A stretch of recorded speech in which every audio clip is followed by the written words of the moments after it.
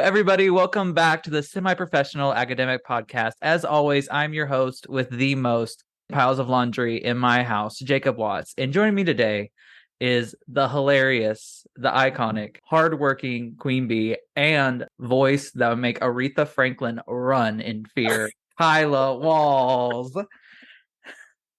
I love that introduction. You just put me on a high pedestal, and I love that for myself. As you should be. Oh, Kyla, thank you for coming on for this Of episode. course. This is exciting. I feel like a superstar. Nobody ever asked me to do stuff like this. Oh my gosh, me neither. What's insane? You're such a superstar. Like, Thanks. I'm trying to get there, one of these days. same. I can't wait till I blow up and then pretend I don't know nobody. Please. That's literally my dreams every night. Literally. Oh my gosh. So, Kyla, you and I could talk forever, and we probably will. But would you mind just giving a introduction to yourself to our audience members who may not be familiar with you? Mm-hmm. Hey y'all, it's your girl, Kyla. So I'm always very weird with doing introductions with myself because sometimes I feel like I'm bragging, but then other times I'm like, what do I even say? It's not bragging if you just speak facts. Oh, well, we're gonna speak facts. Okay, so I graduated from Hanover in 2017 with my bachelor's in kinesiology and physiology. What? And Girl, there you did. We started college in 2017. Look, it's been a long day. Oh, It's been I know. a long day. That took me all the way out. And I was like 2021. I was like, either she messed up or I fabricated 4 years of memories. Oh my gosh. Okay, so we graduated in 2021. Yes. I was thinking, should I start at high school? And that's where I got 2017 from. So sorry, viewers, not 2017. Anyway, rewind. So I graduated from Hanover in 2021 with my bachelor's in kinesiology and physiology. I actually finished a semester early, so I left in November, I believe. And sometimes I wish that I would have stayed, but that's only for the rah-rah. Like, it was meant for me to go and, start whatever, my new journey. So after I graduated in May, I went on to start an accelerated nursing program at Bellarmine University. So I did that in 2 years, and I graduated in May 2023 with my bachelor's of nursing from Bellarmine University. It was the hardest 2 years of my life. That's an exaggeration, of my educational life. Yeah. Mainly because, one, I was suffering from severe burnout from just going from one degree to the next. Mm-hmm. Also, going nonstop since I started school, like in preschool. I have always just been doing school. So it started to take a toll on me. And plus, I was working like 3 jobs, taking care of some family members that got sick. And then I also serve as the state president for the Indiana Youth and College NAACP division. So I had all of that to deal with on top of schoolwork and life. And it was just a lot. I am actually very blessed and grateful to be where I am today. I work in the pediatric hospital in Louisville, Norton Children's. So I'm very proud of myself for that. I've been there for about 3 months now. I just got off orientation, so it's a little nerve-wracking sometimes, but honestly, it's very fulfilling and I love it. And I know it's where I'm meant to be. And partially because I used to stay in that hospital majority of my life because I severe asthmatic. So it was kind of a full circle moment just to be back on the same floor where I used to be a patient, except now I'm helping patients who are just like me. So yeah, that's my little backstory, I guess. So you've done nothing. Nothing at all. I've literally just sat here and sleep and eat. That's all I do. You sat on that couch and did nothing. I did. Just binged a whole lot of Netflix shows while I'm at it. No, your resume is just mind-boggling. Oh, Like, thank you.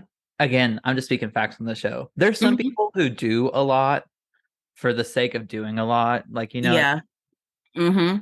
and be like, well, I'm in this, and this. And like, I felt like you do a lot, but it's always like, I'm really passionate about this. I want to help this. I want to do this. Like, it's very genuine. And you've always Mm-hmm. been such like a very genuine person.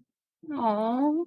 And I feel like that's like not something that's like very common, Yeah. especially for people pursuing like health related fields. Mm-hmm. Because Kyle and I were in the pre-health track together in undergrad, and we met those people. We've met those people. Yeah, it was some real piece of work in there. I describe them as like the aunts and uncles who show up to a cookout when you don't invite them, but someone else does, and you have to deal with it. That was like a majority of our class, pretty much. Yeah, I hope no one ever said that about me, but they probably did. Oh, they probably said it about me, but my haters are my motivators, so Period. they can't stop me now. I'm being so real. I never met a pretty person who hated on me, so do with that what you will. So, Kylan, you might have mentioned it, but my brain just be running on power save mode. Mhm. Um, what like motivated you to pursue kinesiology or like pre-health related field in undergrad to begin with? Well, what made me want to do anything in healthcare was just simply because of me having the severe asthma and always being in and out of the hospitals up until about like 10th grade. And so it was basically like my whole life was healthcare. And I liked the care that was given to me. So I always knew that I wanted to give it back one day, whether it be doctor, nurse, CNA, something in the health field I knew I wanted to do. So when I first got to Hanover, I was on the pre-med track. And I was like, okay, I'm going to major in biology. Took the first semester of biology, and it was a whole lot of nature and bugs and like the universe stuff. And I don't do that. That's not for me. It doesn't excite me. It actually legitimately scares me. And I knew that I was not going to do biology anymore because Dr. Gall had me in this ratchet ass creek trying to catch some damn fish. I remember this because we were in the same class. We were in the same class. And I want to stress, we were behind like an abandoned church, like in the Yes, of where Southern. the Underground Railroad was. Like, I'm sitting here looking like I'm a runaway slave in this damn creek. I, I said, this is not for me. And I absolutely adore Dr. Gar. Like, he was so funny. And I made sure he knew that my black ass did not like being in that creek and all these bugs and trying to catch fish and stuff. And then he made me go like towards the deep end, and I can't swim. I have a really bad fear of water. So when we start going towards that deep end, and he was like, if you feel some stuff like touching your legs, it might just be like some snakes or something. Sir, please get me out of here. I was like, yeah, so not biology. So then I think I decided biochem. And then I got into organic chemistry. Well, actually, regular chemistry was just not it for me at all. And my dumbass was like, okay, well, we're going to continue. Let's do OChem. Nope. Almost failed the first semester. Literally at the final exam, I wrote on every single page, this class can go to hell. And I was crying during the final. I don't even think I answered half of the questions. I was crying during the final, and I made sure to circle every tear stain on those papers and let Dr. Hall know that these were my tears and that they were not for him. They were just for the class. And I think I ended up with like a D or something like that in the class. So I was like, yeah, no, and had the nerve to go to the second semester too. It was our first lab of the second semester of OChem. And Yeah. he was like, I'm surprised you're still here. And I was like, you know what? I am too. And we got to talking, and he was like, you should talk to your advisor, see if there's something else you want to do. So I think my advisor was Dr. Pretorius. I'm pretty sure it was her. So I ended up talking with her, and she was like, well, maybe you can do like kinesiology or whatever. And I was like, okay. So I went to talk to Coach T. I really liked what he was saying. And he was like, okay, to get the degree that you want for kinesiology, you don't have to take OChem. First of all, I'm not a runner. I don't do running. It just disgusts me. I'm not built for running. But when I tell you I ran from downstairs upstairs to take that drop form, whatever, to Dr. Hall so he could sign it so I can get out of that class, I ran for my life. You would have thought somebody was chasing me because I was so ready to go. Freedom!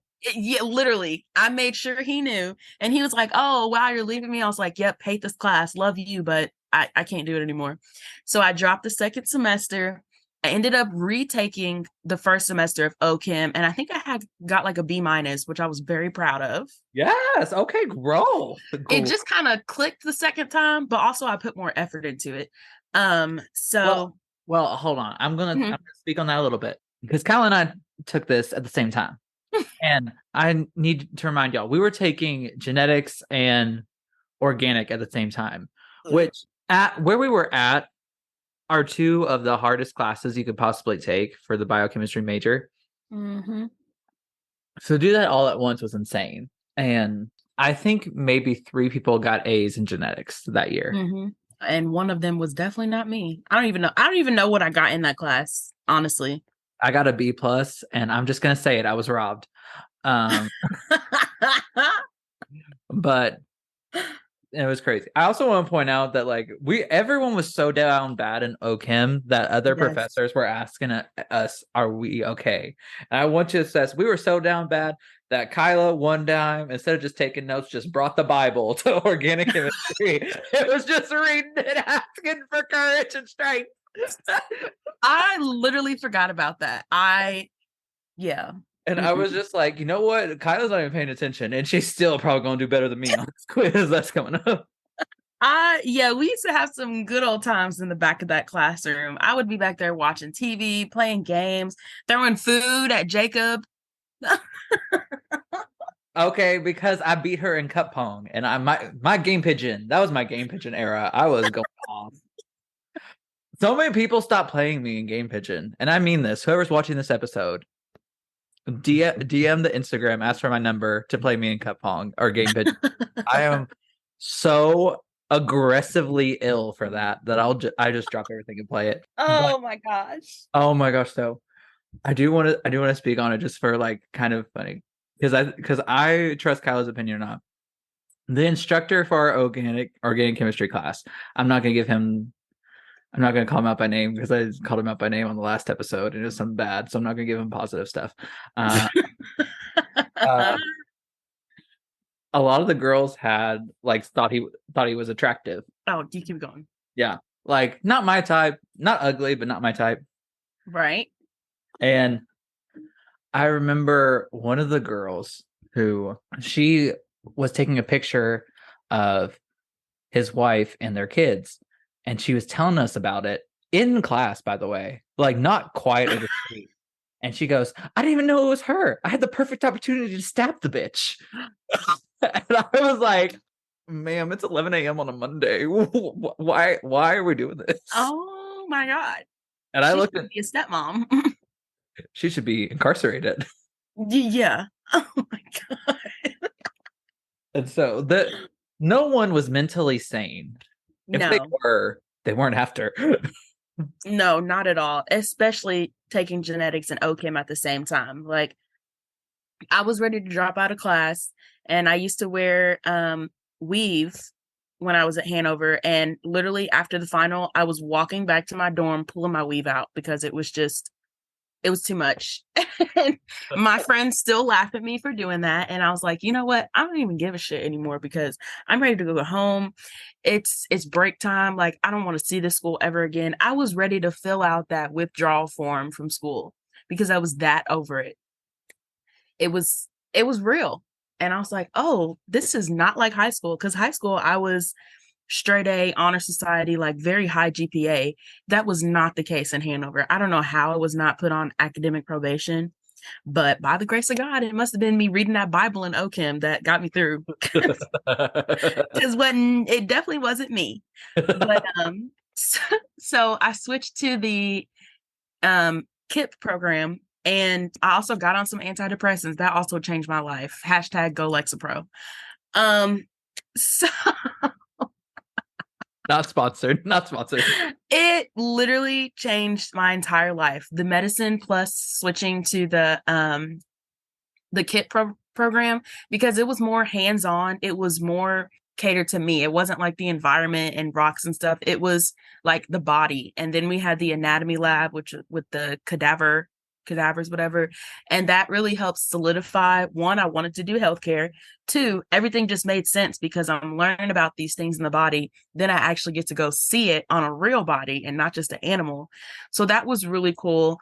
The rest of the classes were very fun. It just pertained, I was able to relate to it more rather than like the bio and the biochem majors.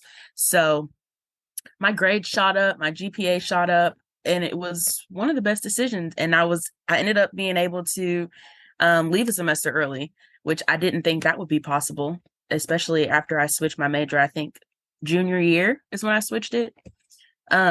So it's a great time. As someone who was there, you just seemed a lot more academically fulfilled in KIP than you did. Yeah.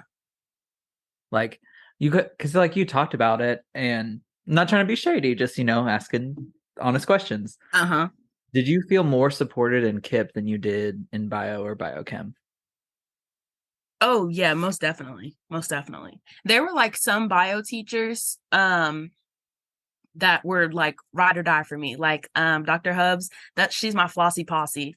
Absolutely. I love Dr. Hubs so much. This is a Dr. Hubs stan podcast. Oh, most definitely. Like I would go in her office like too many times probably. She was probably like, this girl needs to leave. But she always made me feel welcome. I talked about literally A to Z with her. Like it was no boundaries. It was a very safe space. And I absolutely loved talking with her. Mm-hmm. I really love her because, well, she started when we did. Like our first year was her first year as well. And I don't know. And like, I'm not saying like other people didn't, but like the advocate she tries to be for all of her students and like actually be a mentor to them is so real. And I appreciate it so much. It was very real. She was one of the reasons why I continued at Hanover and got myself together. But I felt very supported by everybody in the KIT program. They were very awesome. And then the bio teachers that I was still close with, absolutely loved. So yeah, it was a whole different dynamic once I switched also, like all the other teachers, because I didn't have a lot of the other teachers in the other health majors, but for the ones I did have, they were pretty solid. Well, Kyla, I'm glad you felt more supported in the KIT program. And Me too. You totally killed it. Thank you. Thanks. Okay. So we graduate from Hanover. We have our degree. We survived the beast. Yes. And yet we go back into school to an accelerated nursing program. Okay. I have two main questions. When is it that you decided I'm going to go into a nursing program, and what made you want to go into an accelerated nursing program? So my senior year at Hanover, that first semester when we were in our thesis class, and I had Molly Winky, and we were it was a smaller class. So I really liked that. It was more personal. And I was working on my thesis project, and I was kind of toying with the idea of leaving early or staying the rest of the year. So me and her talked about it, and I also talked with Coach T about it. And eventually I decided I want to leave early. I feel like I'm being pulled somewhere different, and I'm very religious. You might not sound like it, but I am. And I just knew that I was being pulled in a different direction that wasn't stay at Hanover. Like I was completed with everything that I needed to do at Hanover. So I would be paying just to sleep and eat, which the food was awful anyway. So speak on it. Yeah, I ended up, I was like, okay, I think I want to do nursing. And I talked to Professor Winky, Dr. Winky about it. And she was like, yeah, you should apply. So I think I applied to Ivy Tech because I didn't really know anything about nursing schools. I just knew that I wanted to do it. My grandma was a nurse. She always talked about it. And it just resonated with me. I was able to relate to it. So I was like, that's what I want to do. So I applied to Ivy Tech. and I took the it's like an entrance exam for nursing school. It's called the TEAS test. So I took that and I passed it, and I was able to get into Ivy Tech's, I think it was their LPN program, I think, which is like a year and a half, 2 years, and then you would have to like go back and get your RN. Now, didn't really want to do that, but I was like, okay, like it's stepping stones. Like I can't have it all at one time. So I was talking to Dr. Winky about that, and she was like, well, there's like accelerated nursing programs. And I was like, okay, tell me more. I'm intrigued. And she was like, Bellarmine has one. I think Spalding has one, and some other schools she was telling me about. So I applied to Bellarmine, and then I also applied to Xavier University in Cincinnati. Yeah.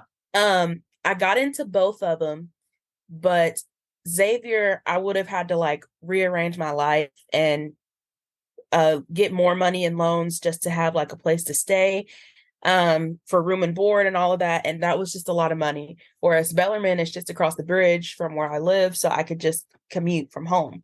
It wasn't a big deal. So I was like, okay, let's try Bellarmine. I got accepted like a month after I left Hanover in December. And I was like, oh my God, like this is life changing. I just got accepted into nursing school and an accelerated program at that. Like, how did that even happen? So I had a couple of prereqs to do. So I did those online, and then was just doing a bunch of orientations and stuff like that. And then school finally started like in June. So, and originally I was going to do the 1 year nursing track, but that was just way too fast for me. I felt like everything was just being kind of thrown, and I wasn't able to retain the information as well as I wanted to. So I slowed it down and switched to the 2 year track, which I'm really glad, because I made some phenomenal friends and we're like thick as thieves now. So I love that. And it was less stress for me to go a slower pace instead of trying to speed it up and get it all done at one time. And it benefited me more in the end. So I was very glad that I did that. And I'm glad for the push in a different direction. And I'm glad that Dr. Winky, talked to me and made me realize my potential. Like, you can do this. Like, don't limit yourself. And so now I don't let anybody put any limits or expectations on my goals or dreams. Like, if I want it, I'm going to go get it no matter what it takes. I'm going to do it. And it was hard. I definitely wanted to give up. And was one point where I was like, I'm done. Like, I'm quitting nursing school, mainly because of financial, but also because I was just stressed and burnt out. Like, after that first year, it was too much. And I was like, yeah, I'm quitting. Like, I literally told the school, they were like, if you can't pay for this next semester, you can't come back here. And I was like, I don't want to come back. Like, I'm done. I don't want to finish nursing school. This is not for me. And it was like God kept sending me little signs and stuff like that. And then this money just started coming in. The school started finding me scholarships, and I was like, okay, there must be a reason why I'm supposed to be here. Like, I'm trying to quit and walk away, but God is like, no, girl, you need to go back. So I put my big girl panties on and I went back and I passed and took my NCLEX, passed on the first try, and now I'm here working as a pediatric nurse. What a slay, honestly. I know, like, But that's so real, though. But no, I'm glad you talked about that, because burnout is so real. mm-hmm. Financial stress is so real. And I want to reiterate everything. We graduated undergrad during the height of the pandemic, Yeah. because like we got sent home March 2020, Yep. did all our senior year entirely like in masks and everything. And it was just, I mean, don't get me wrong, like obviously stop the spread. Like I'm not anti-vax or anything. I want to Oh, shut right. it down real quick. But like I think it's very valid to talk about like how kind of limiting the social aspect of college, which helps manage the stress, honestly, Mm-hmm. really did just impact, because like the state of the world was awful, Oh, yeah. and it was also an election year. So like Whew. high stress. We were trying to find jobs. We were trying to get into grad programs. We were trying to figure out what we were going to do. It wasn't a good time at all, like at all. No. Like, But also, we were at Hanover during an election year.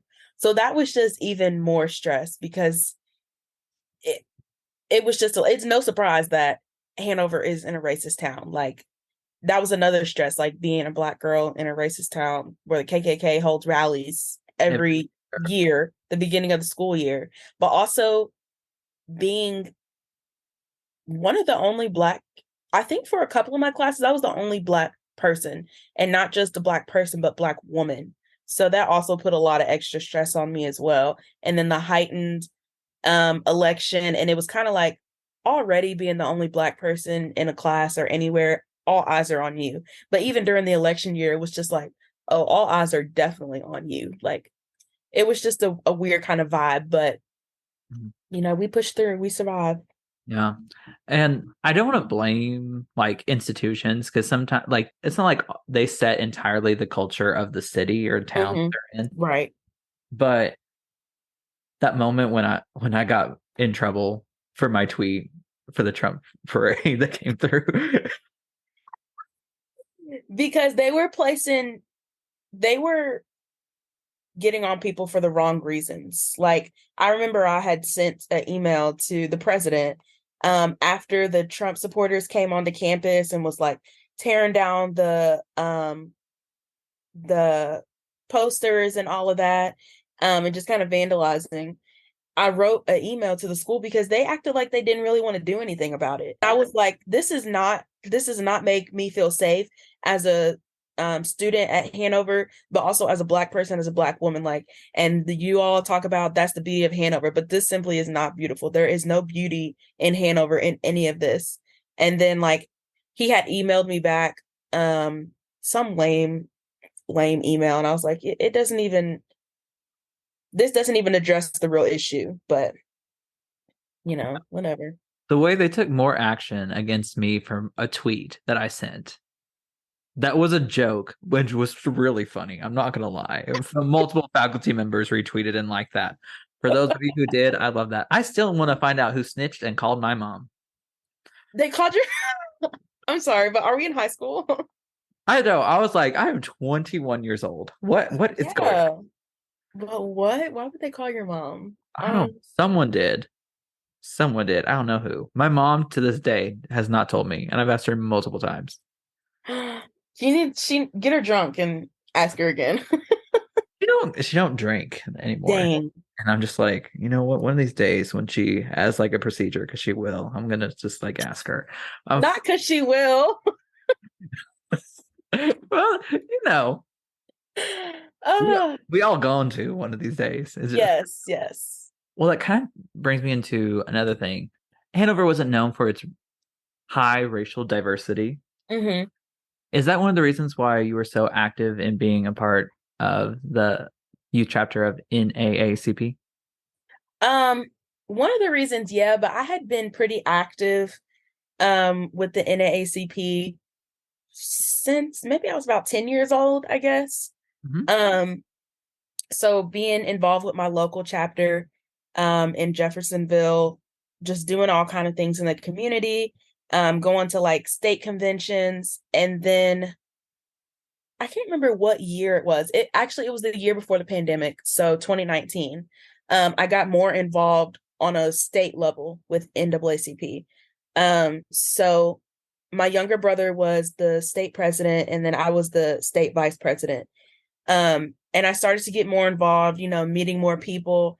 We went to a national convention in Detroit, and that's where it really like resonated with me the most. And I was like, okay, I can do more. I can be more. Like, I can be a part of this civil rights movement and also, still have my education and do all my other things that I want to do. So I became more active.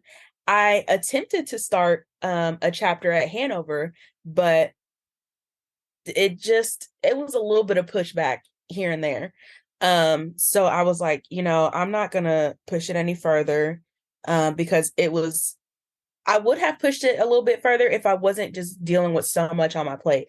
I was like, okay, I have to give and take. And I was like, this is very important, but also my health is important too. So I had to realize where my priorities laid at. But I think maybe my junior or senior year. I think it might have been senior year. I became the state president for the NAACP. So I work with all the college chapters and all the youth councils in Indiana. And then I also work with people on a national level. So like big name people. And it's opened a lot of doors for me. I was able to meet the Vice President, Kamala Harris, at the State House in Indianapolis. And I was also able to speak at a legislative hearing at the State House in Indianapolis on women's rights. So that was height. I think it was in 2021 or 22, maybe.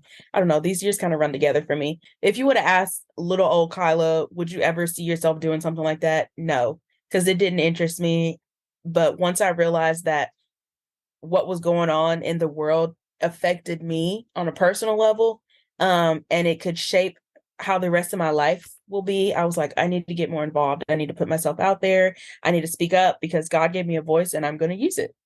Period. I think it's so, I don't know. I just have no other words except awesome. Like it's just, it amazes me just, while I hate that I feel like there's like a need for it. Mm-hmm. Just love the way that you saw so much of like the potential that you had, Mm-hmm. and just gave yourself permission to be like, I'm not letting this go. Yeah. And I don't know, like that's just so amazing to me. And Oh, thank you. I love that. And I want y'all to know, like, she was, because you were doing stuff all the time for Mm-hmm. like, I remember one time we had a bio exam. She goes, I got a meeting this day, this day, this day, this day, but I can study for this, and like had it blocked. And so, we worked hard. We party hard too. We party Oh, hard. most It's all about balance. harder. All Yeah. about balance. Balance, ladies and gentlemen. Balance. Oh my gosh, no. And oh my God. I want y'all to know though, because you read me for filth one time. And Oh my God. it was so funny. And for the children out there, it was all in good fun. So calm down, keyboard Karens. But I was very hesitant to go out my freshman year of college because I didn't want to look like the loser who like didn't know what they were doing. And I made up my mind one weekend, and I told Kyla, I was like, I'm going out this weekend. And Kyla goes, to the library? I was like, Deceased. disease. Oh my God. And I was just like, wow. Which like is like it's like a compliment, like in some ways. Uh-huh. But I was like, okay, we gotta go. And that is the night that I did a splits on the stairs. At Fido. No, that was another night. Oh Lord, them steps were slippery. And I just don't understand how they could be that slippery. Like that was Oh, actually kind of gross. all the stories.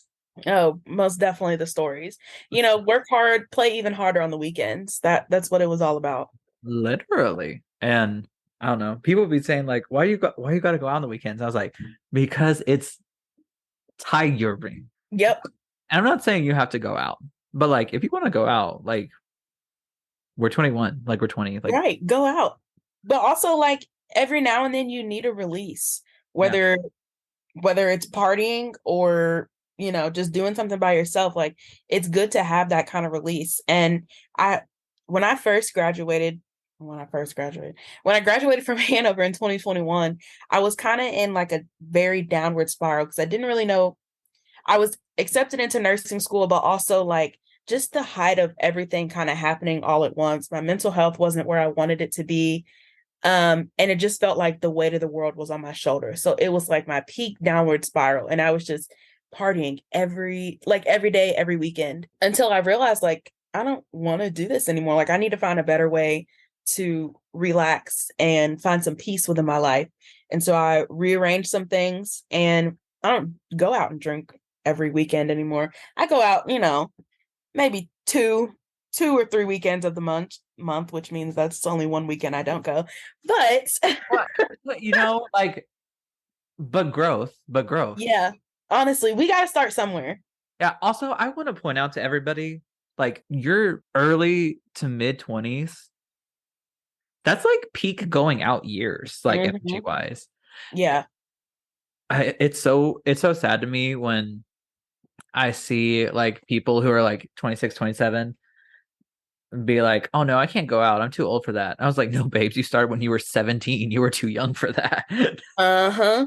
And like, again, not saying you have to go out or like you have to drink or whatever, but like you deserve to have, like Kyla said, like repeat, like you have to give yourself a break because good Lord, like, I mean, burnout is real. And I struggled a lot with that, like especially right after graduating.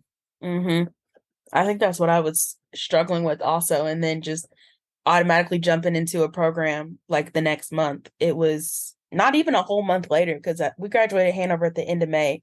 And like 2 weeks later, I was starting my nursing program. But even before that, I was doing prereq classes for the program that I didn't do at Hanover. So it was a lot, and I don't know how I made it, but I did. It's good to find that release. I find healthy releases now. I work out with lift weights, and that nice sore pain is what gets me through the days sometimes.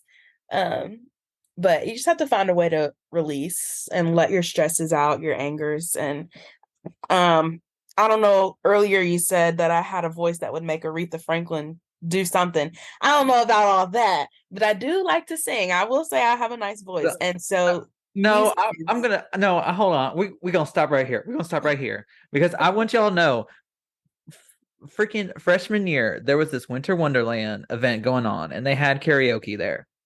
And Kaylee and Jalen try to get Kyla to go up there and sing, and they're like, "Oh, we'll sing all together. Like it'll be fun."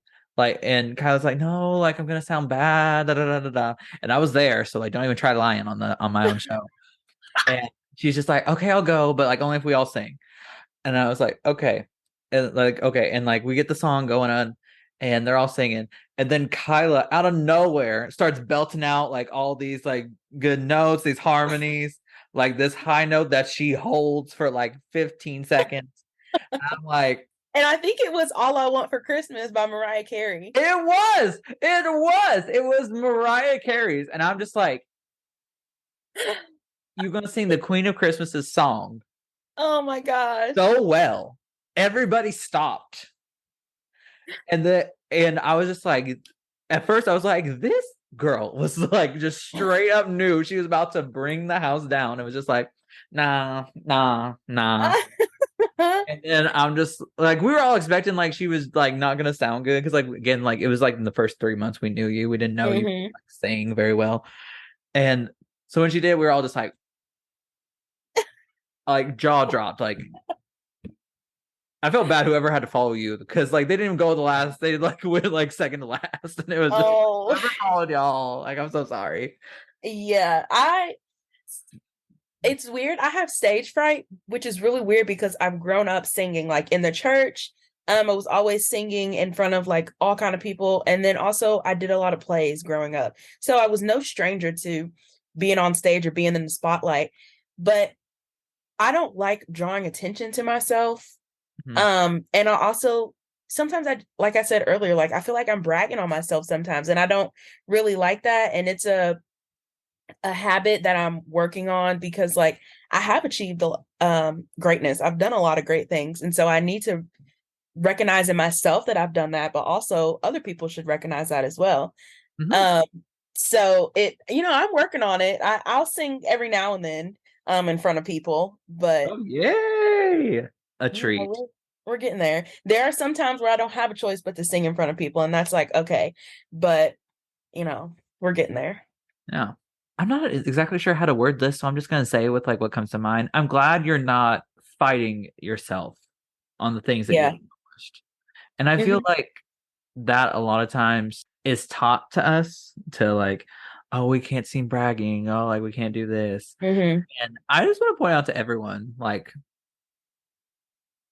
being your own number one fan is not a problem. Like, Oh, no, not at all. And I've definitely started to step into that. And I'm a Virgo, and my moon, Virgo season.